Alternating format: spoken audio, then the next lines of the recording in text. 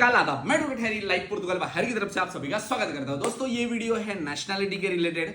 तो नेशनैलिटी का आपका कोई अगर आपको फाल्ता आया होगा, आपके पास डॉक्यूमेंट नहीं होगा, तो मेरी रिक्वेस्ट है कि आप अपने ईमेल से आयरन वालों को एक ईमेल कर देना, क्योंकि वो जब फाल्ता देते हैं तो उसमें ईमेल मेंशन होती है, या आयरन जो जनरल आयरन की आपकी ईमेल होती है उनको एक ईमेल कर देना टाइम एक्सटेंशन के लिए। भले आपके केस में लिखा हो कि भाई आपको टाइम नहीं दिया जा रहा है, 30 वर्किंग डेज का ही आपके पास टाइम है, आप अपनी तरफ से टाइम एक्सटेंशन का मेल डालो।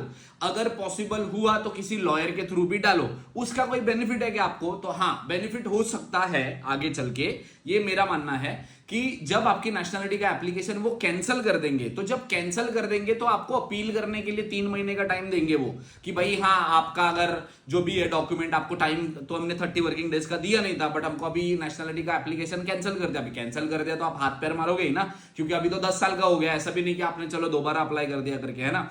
तो उस टाइम पे लॉयर्स को आपकी तरफ से प्रूफ चाहिए होता है कि आपका अपील करने के टाइम पे कि आपने टाइम एक्सटेंशन लिया था, अपने खुद के ईमेल से लिया था, ये एक होता है। उससे ज्यादा अच्छा होता है कि आप किसी लॉयर से अगर टाइम एक्सटेंशन की मेल डलवा दो। उसका देखो टाइम एक्सटेंशन मिले नहीं, मैं मिले या ना मिले उससे कोई फर्क नहीं पड़ता।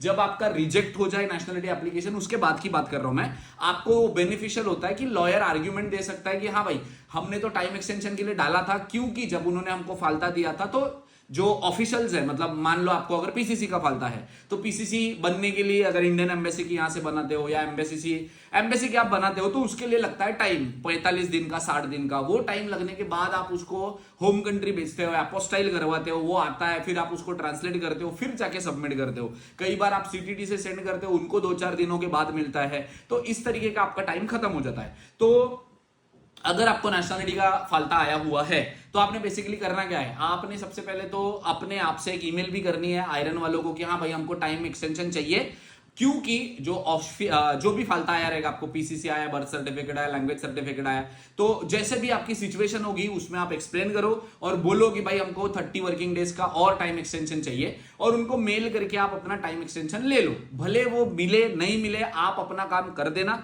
अगर आपसे नहीं हो पा रहा है तो आप किसी लॉयर से ले लो, लॉयर से ईमेल करवा लो, या लॉयर से कोई लेटर भिजवा दो। पैसे लगेंगे, मैं मानता हूं कि लॉयर पैसा लेता है उस चीज का, कोई 50 लेता है, कोई 100 लेता है, कोई 200 लेता है, ठीक है, बट ले लो। उसका बेनिफिट आपको बाद में होगा जब आपकी नेशनलिटी एप्लीकेशन मान लो कैंसिल हो गई, ठीक है, आपके उसमें लिखा हुआ है कि आपका 30 वर्किंग डेज में नहीं सबमिट किया, इसकी वजह से कैंसिल होगी। जब कैंसिल हो जाती है तो लॉयर अपील करते हैं कि आपका जो नेशनलिटी का प्रोसेस है वो दोबारा से चालू हो। तो उसके लिए उनके पास कोई प्रूफ तो होना चाहिए कि आपने टाइम एक्सटेंशन लिया। कोई बंदा अगर टाइम एक्सटेंशन नहीं लेगा, कुछ आयरन को बताएगा नहीं, ईमेल नहीं करेगा, तो आयरन को सपना तो आएगा है नहीं, है ना।